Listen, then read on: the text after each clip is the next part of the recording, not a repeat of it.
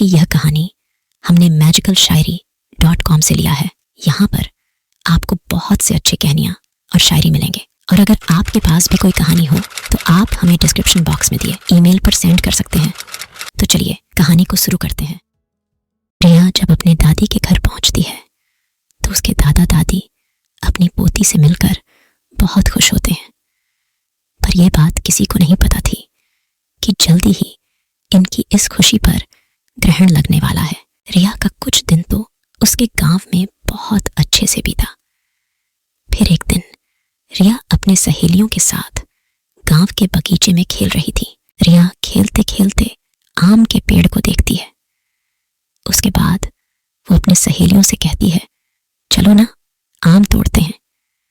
रिया ढेले से आम को तोड़ने की कोशिश करती है और उसका ढेला आम पर लग भी जाता है, जिससे आम गिर जाता है। पर आम गिरते हुए थोड़ी दूर मिट्टी में दबे एक पोटली के पास चला जाता है। रिया जब आम लेने वहां पहुंचती है तो उसे पोटली का थोड़ा हिस्सा उसे दिखाई देता है। वो सोचती है कि क्या है ये सोचकर वो पोटली बाहर निकाल लेती है। उस पोटली को खोलकर देखती है तो उसे उसमें कंगन मिलते हैं जो बहुत पुराने दिख रहे होते हैं। रिया को तो पता भी नहीं था कि ये कंगन उसकी जिंदगी का सबसे भयानक हिस्सा बनने वाला है।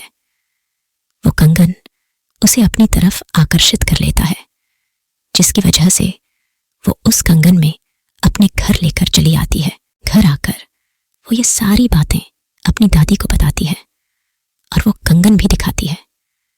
फिर दादी ने जो कहा वो सुनकर रिया डर से कांपने लगती है।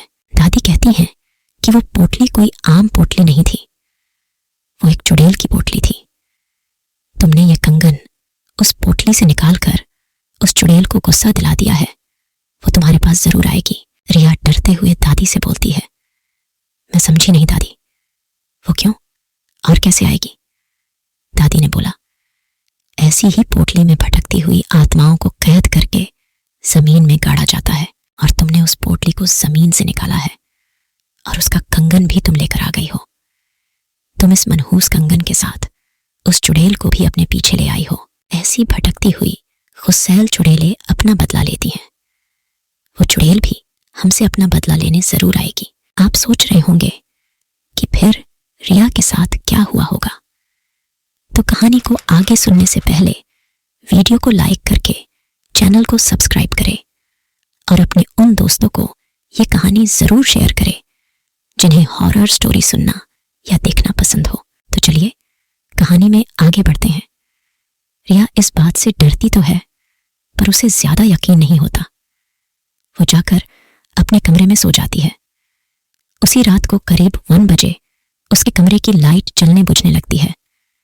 रिया की नींद खुलती है तो देखती है लाइट नहीं है। वो अपने बिस्तर के बगल रखे टेबल पर पानी पीने के लिए मुड़ती है। तभी वो देखती है कि टेबल के पीछे कोने में कोई औरत बैठी है, जिसकी आंखें एकदम लाल हैं और एकटक उसे ही देखी जा रही हैं। रिया चिल्लाते हुए अपने दादी के पास जाती है, पर दादी के कमरे में दादी उसको नजर नहीं आती।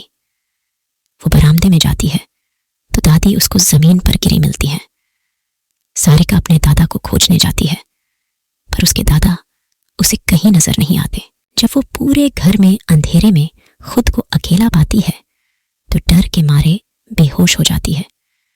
सुबह उसकी नींद खुलती है तो उसे अपने दादा दादी दिखते हैं।